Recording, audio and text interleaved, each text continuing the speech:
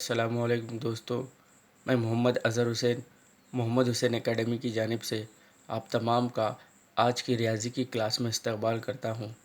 दोस्तों, अगर मेरा ये वीडियो आपको पसंद आए तो ज़रूर लाइक करें, शेयर करें और सब्सक्राइब करें। दोस्तों, आज का सवाल इस तरह है कि एक ठोस कुर्रे का खुतर 6 समर है, इसको पिघला कर एक ठोस इस्तेवाना तब्दील किया गया जिसकी बुलंदी 4 समर है। तब इस्तेवाने का खुतर मालूम करना है। दोस्तों, एक ठोस कुर्रा है, उसका खुतर 6 समर दिया गया, इसको पिघला कर एक ठोस इस्तेवाने में तब्दील किया गया और उस इस्तेवाने की बुलंदी 4 समर दी गई है। दोस्तों, अब हमको उस इस्तेवाने का खुतर मालूम करना है। दोस्तों, यहाँ पर ठोस कुर्रा कहते हैं ए सॉलिड स्फीयर एंड खुतर कहते हैं डायमीटर को, और पिघला कर कहते हैं मेल्टेड, और उसको इस्तेवाना कहते हैं सिलेंडर को। तब एक एक कुर्रे को पिघलाकर इस्तेवाना बनाया गया और उस इस्तेवाने की बुलंदी 4 समर दी गई है। अब हमको उस इस्तेवाने का खुतर मालूम करना है। दोस्तों, सवाल के मुताबिक जवाब इस तरह लिखना होगा कि दिया गया है कि कुर्रे का खुतर मसावी है 6 समर। कुर्रे का खुतर जो यहाँ पर दिया गया वो लिखा गया। कुर्रे का खुतर मसावी है, डी मसावी है, डायमीटर मसावी है 6 समर दिया गया।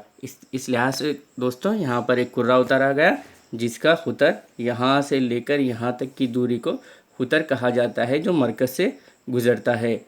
तो इस तरह दोस्तों ये खुतर की लंबाई 6 समर दी गई। यहाँ पर कुर्रे के खुतर की लंबाई 6 समर दी गई।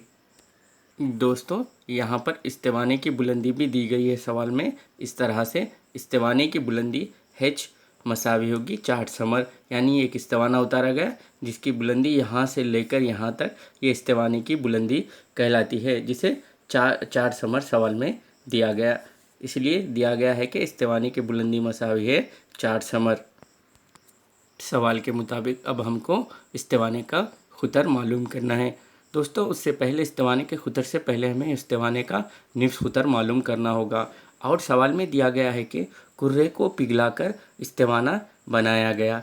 कुर्रे को पिघलाकर इस्तेवाना बनाया गया। दोस्तों, हम जानते हैं कि अगर एक शय को पिघलाकर उसी शय से दूसरी शय बनाई जाती है तब उन दोनों के हजम मसावी हो जाते हैं। यानी जब कुर्रे को पिघलाकर इस्तेवाना बनाया जाता है तब कुर्रे का हजम और इस्तेवाने का हजम दोनों के हजम मसावी हो जाएंगे। जब एक शय को पिघलाकर दूसरी शय उसी शय से दूसरी शय बनाई जाती है तब उन दोनों के हजम आपस में मसावी हो जाते हैं। इसलिए दोस्तों यहाँ पर इस्तेवाने का हजम मसावी हो जाएगा कुर्रे के हजम के, क्योंकि कुर्रे को पिघलाकर इस्तेवाना बनाया गया, इसलिए दोनों के हजम इस्तेवाने का हजम मसावी हो जाएगा कुर्रे के हजम के, इसलिए ये यहाँ पर मसावी लिखा गया। इस लिहाज से यहाँ पर इस्तेवाने का हजम का ज़ाब्ता πr² मसावी हो जाएगा कुर्रे के हजम के ज़ाब्ते के। 4/3 πr³ जो कुर्रे के हजम का ज़ाब्ता है, 4/3 πr³। πr² इस्तेवाने के हजम का ज़ाब्ता है और 4/3 πr³ कुर्रे के हजम का ज़ाब्ता है। दोस्तों, अब यहाँ पर हम तमाम कीमतों को दर्ज करेंगे। इस तरह हमको हिच की कीमत हासिल होती है। दोस्तों, यहाँ पर अब हम पाई की कीमत तो 22/7 है, इसलिए मसावत की दोनों जानिब ये दो कीमतें मसावी है। और आर की कीमत कुर्रे के लिए हमने पहले ही मालूम कर चुके हैं। यहाँ पर कुर्रे का खुतर दिया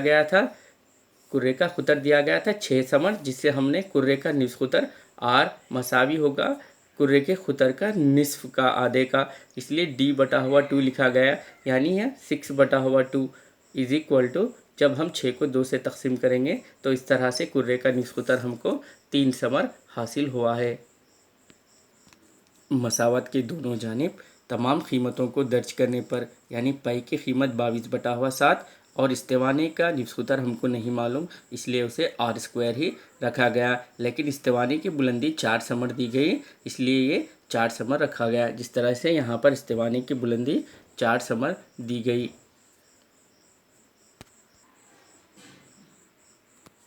अब दोस्तों, मसावत की दोनों जानिब 22/7 और 22/7 ये दोनों कीमतों को हम तक़सीम कर सकते हैं इस तरह से। और दोस्तों यहाँ पर ये 4 जो है ये भी शुमार कुनिंदे में है, क्योंकि हर अदद के नसबनुमा में 1 होता है, इसलिए ये 4 और ये 4 भी तक़सीम हो चुका है। दोस्तों यहाँ पर लेफ़्ट हैंड साइड जो है r² बचा है, और राइट हैंड साइड दोस्तों यहाँ पर ये नसबनुमा में 3 और 3 को भी तक़सीम कर सकते हैं दोस्तों। इस लिहाज से दोस्तों यहाँ पर left hand side only r² बचा है दोस्तों, और यहाँ पर 3 ज़रब 3 बचा है, इसलिए यहाँ पर r² मसावी है 3 ज़रब 3 लिखा गया। यहाँ पर r की क़ुव्वत 2 है, ये मसावत की दूसरी जानिब आकर जज़र में तब्दील हो जाएगी, यानी ये क़ुव्वत यहाँ पर आकर जज़र में तब्दील हो जाएगी, इसलिए r मसावी है दोस्तों √ऑफ़ 3 ज़रब 3 होगा। ये दोनों का हासिल ज़रब 9 होगा, और 9 का जज़र दोस्तों 3 ही हासिल होगा। इस लिहाज से दोस्तों इस्तिवाने का निफ्स ख़ुतर हमको 3 समर हासिल होता है। इस्तिवाने का निफ्स ख़ुतर हमको 3 समर हासिल होता है। अब हमको इस निफ्स ख़ुतर को दुगना कर दें, तब इस्तिवाने का हमको ख़ुतर हासिल होगा। दोस्तों यहाँ पर इस्तिवाने का ख़ुतर मसावी होगा 2r के, क्योंकि निफ्स ख़ुतर का दुगना होता है, इसलिए r हमको 3 हासिल हुआ यहाँ पर, इसलिए 2 ज़रब 3 रखा गया। 2 ज़रब 3 होगा 6 के इक्वल होगा 6 समर। यानी दोस्तों जब इस कुर्रे को पिघलाकर इससे इस्तिवाना बनाया जाता है, तब इस्तिवाने का ख़ुतर भी 6 समर हासिल होगा, और इसकी बुलंदी 4 समर दी गई थी। दोस्तों यहाँ पर हमको याद रखना सबसे अहम यह है कि जब एक शय को पिघलाकर उसी शय से दूसरी शय बनाई जाती है, तब उन दोनों के हजम मसावी होते हैं।